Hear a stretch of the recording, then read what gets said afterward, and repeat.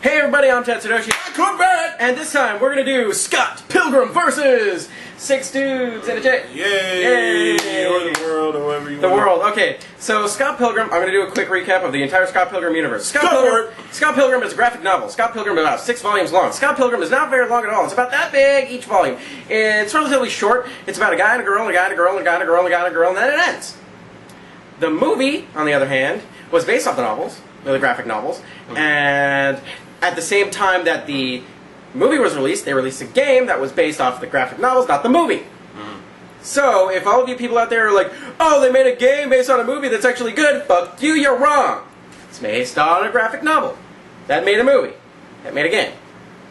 So, now that we've gotten past that, let's talk about Scott Pilgrim vs. the World, the movie. Alright! So, Scott Pilgrim vs. the World, the movie, not the game, or the novels, follows the life of Michael Cera being incredibly awkward in yet another movie. Okay, so if any of you who are out there are familiar with Scott Pilgrim vs. the World, you will instantly know that Michael Cera is the worst person to play Scott Pilgrim.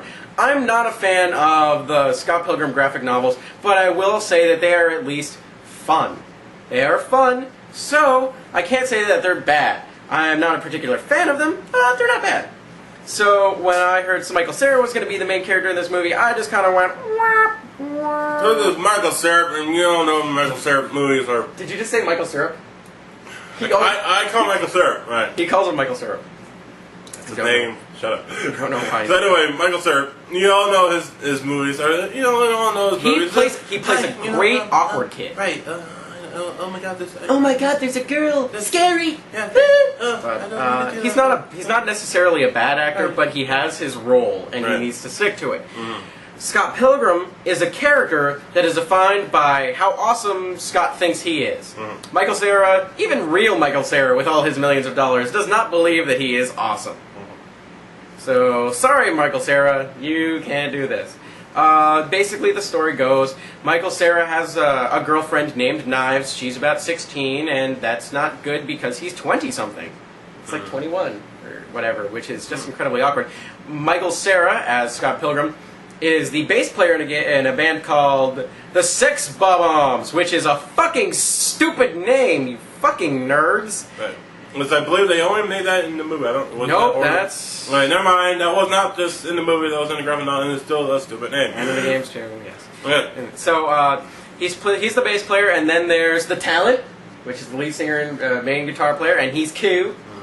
Then there's the drummer, who is a lesbian. And lesbians are cool? And then there's, what, young... God damn it, I can't remember. Do you have a brain fart, dude? I do totally have a brain fart. What's his name? Young Neil. Young Neil. Young Neil is the roadie, and Young Neil is asked early on in the movie, so what do you play? Zelda, Mario, that's a loaded question. Right. And basically Young Neil is you. You're Young Neil. Yep. If you're watching this, you're Young Neil. Yep. Hi. How you doing, you're the nerdy guy who watches people review stuff on the internet. Cool! You're cool. You're the cool character. Right. So, Scott is generally, especially in the movie, a dislikable character. He's not exactly... He's not awesome. He's not cool. He's not nerdy enough to be cool with the nerds. He's too nerdy to be cool with everybody else. He's... Right. And that guy. And he makes constant bad decisions. So. Yeah, he's that guy who you're like, Scott, you really shouldn't do that. It's like, I'm gonna do it anyway. Yeah, well, Scott, I want to do it. Hey, Scott, what are you gonna do? I'm gonna jump through that ring of fire while wearing a suit entirely laced with gasoline. I don't think that's a very good idea. I'm doing it anyway. Bye, Scott. Because I'm an individual. Bye. So basically, Scott meets a girl. Scott meets a girl after he's been dating Knives. And me and him had like hearts and explosions. Yeah, he just kind of went insane, and he met Ramona Flower. And by the way, Ramona is the two main characters of this movie are Ramona and Scott, and both of the actors for those two characters fucking suck balls as these characters. They're bad. They're bad. You can't make your fucking main characters suck. It just doesn't make sense. So, They fall in love, and Ramona's dollar store wig falls off, so she gets a different color one. And then that one falls off, so she gets a different color one. Her wigs are terrible. Whoever fucking's like, fuck, we need wigs. We forgot to buy wigs. Oh my god. Go to the dollar store. Here's like $10. Go buy some wigs. Her thing was, she's weird and awkward. And, so she changes her hair color all the time. But it's like, it's a wig. It's just a fucking wig. Not only that, it's a terrible wig. It's a bad wig. See, it comes right off. Look, watch. Beep, beep, beep. Would you fucking layer these? Beep, beep. But anyway, on to the plot. They fall in love. Right, sort of fall in love. She's like, but, it's cool if we start dating, but I have to warn you, and this was shit that starts getting weird. It sort of acts like a normal-ass little movie. Up until about 25 minutes right, in. And then that's when shit, like I said, shit starts getting weird. She goes up to him and says, by the way, I have 7 evil exes. You have 7 ex-boyfriends? 7 evil exes. Now, they cannot stress it enough. Ramona, at least in the movie, cannot stress it enough that it's 7 evil exes. Right. And Scott just doesn't get it. But ironically enough, they fucking say it in the graphic novel that it's fucking 7 evil ex-boyfriends. That's what they call it in the game, in the graphic novels, and in the movie they're trying to say, no, it's 7 evil exes. Yeah, so now, let me explain. Technically, the movie is correct in this one instance, but why the fuck are you going to keep saying it and annoying the piss out of me? 6 dudes, 1 girl, thus 7 evil exes, not ex-boyfriends, except for this chick has a dick. So, 7 evil ex-boyfriends. Woo! Alright. So anyway, it's like, he gets a warning email from this guy. He's like, hey, by the way, I'm going to come and fight you. It's like, huh. Yep. Deleting that. So, yeah, so he's like, oh, this is jumping out, whatever. And then, like, we're doing during the show and stuff, because he's trying to get his band nose. Yeah. This guy just fucking, boom! Just pops out of nowhere. It's like, hi. And he kills Crash and the Boys. Right. Which is good, because Crash and the Boys suck. They're like, they have 2-note songs. It's like, goes up to that guy up there who's criticizing us. We hate you! Alright, thank you. It's like, what the fuck was that? What the fuck was that supposed to be? So, just as Sex Bob-omb is about to play, bam! Crash to the roof, some Indian guy, and he starts singing, which is creepy. He starts singing, and he summons vampires, which is creepier. And then Scott just punches him. They have a little knockdown, drag-out fight, which is pretty well choreographed. I mean, thank God you don't see Michael Cera's face while they're fighting, because it would be like... Right. Yeah, and the fight scenes in this, that's one of the plus in this movie. It's the fight choreography. It's pretty damn fun. It is, it's really neat to see the way they took the evil exes to the screen. It actually did it really well. It's fun to watch Scott actually decide on how to kill these guys, or not kill, but defeat. Mm-hmm. And so basically he takes down the first one with the pretty relative ease, and each of the exes, I should mention, each has some sort of secret superpower of some sort, but they go through them pretty quickly, and once they actually get into fighting the evil exes, they go pretty rapidly, so you will see all of the 7 evil exes in this movie. It's a beginning, middle, end. There won't be a Scott Pilgrim 2. Please fucking don't make a Scott Pilgrim 2. Well, if there's money to be made, then... Yeah, unfortunately. Scott Pilgrim 2 coming! But the second evil ex happened to be a famous movie star who's actually the guy who will be playing Captain America. And... Nerd. Hey, fuck you. Captain America's cool. But he's the movie star, and his secret superpower is he has, like, fucking crap tons of stunt doubles. And I really liked that fight, if not for the fact that the stunt doubles looked like him, and then they didn't look like him. Right. Like, they had him do all the fight stuff, and it's like, who you hitting? And then he turns around, and then it was not him. It's like, hi, I'm his stunt double. And there's like 9 more other guys are coming in over. It's like, fuck! It's everywhere. But it's a reasonably cool fight, which ends in a hilarious kind of thing where he skateboards down the rail, and then you see him like miles away smash and explode. Which is pretty cool. Alright, back on the... Sorry, I'm credit. Man, this one part of the movie is really cool. Yeah, how about the rest of it? Alright. How about the rest of it? No kidding. The overall parts of the movie were... It kind of dragged through a good portion of it. The first part of the movie was really just... could not drag on anymore. The first half hour is pretty much a chore to get through. But once you get through the first half hour, it's an enjoyable ride. You get to see the evil X's fights, and they're pretty neat. The most memorable of the fights, I'd have to say, was probably the first one, which is sad because they're supposed to get harder and harder and harder as the fights go on. Because each one is more difficult than the last.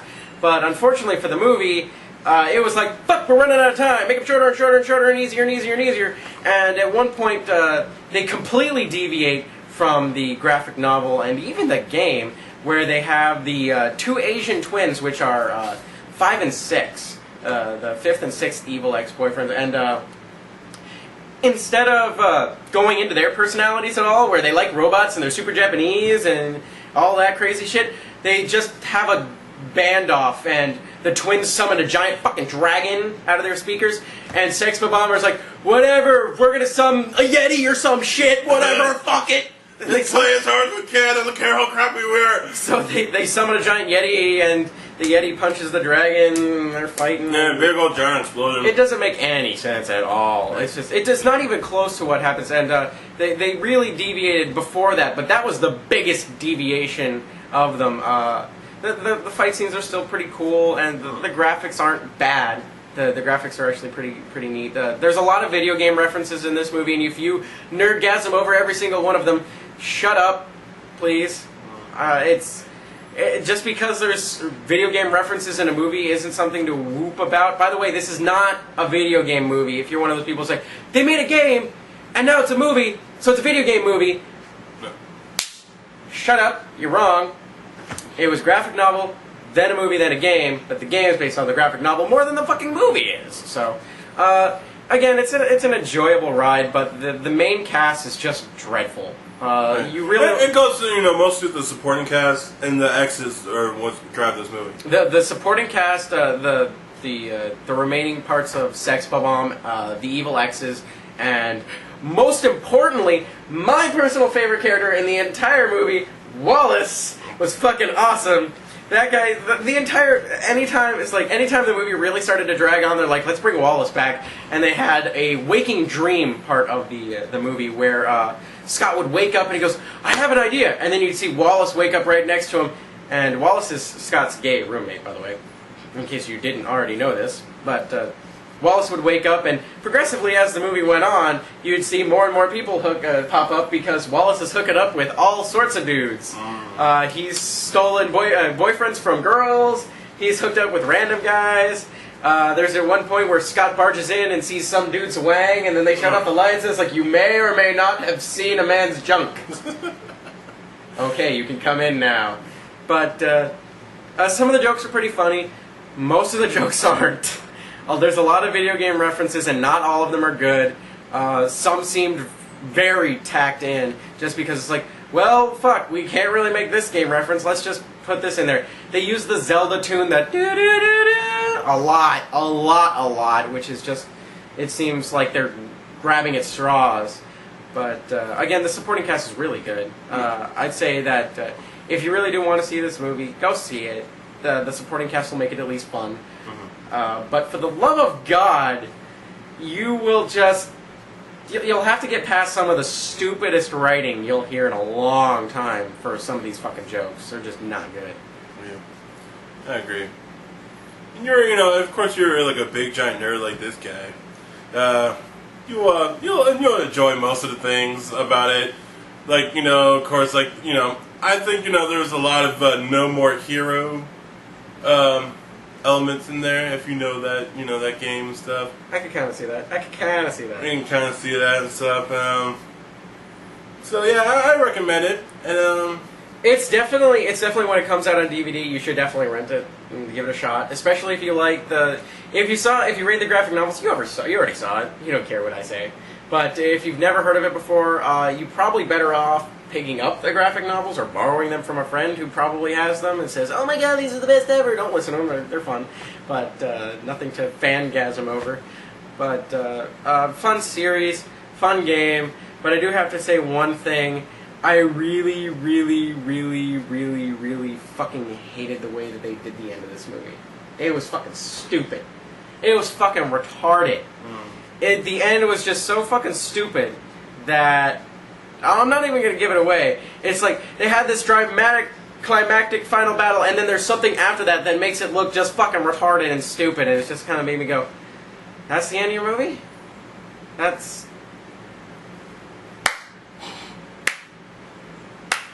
fucking terrible. So, that's basically all I have to say about it. What were your favorite parts of this movie? Well, my favorite part of the movie was Mega Scott. Mega Scott? Yeah, Mega Scott was cool. Mega Scott? Yeah, Mega Scott. You mean Nega Scott? What? Nega Scott? Nega Scott? Nega Scott? No, a Mega Scott. Which one's Mega Scott? The dirt guy. That's Nega Scott. No, it's Mega Scott. It's Nega Scott. Mega Scott. It's Nega Scott. No, Mega. It's Nega Scott. As in negative Scott. What? As No. an evil Scott. No, it's Mega Scott. That was the part in the movie. Dude, isn't my wrong? It's Mega Scott. It's Nega Scott! Hey! I think I can make rent with this.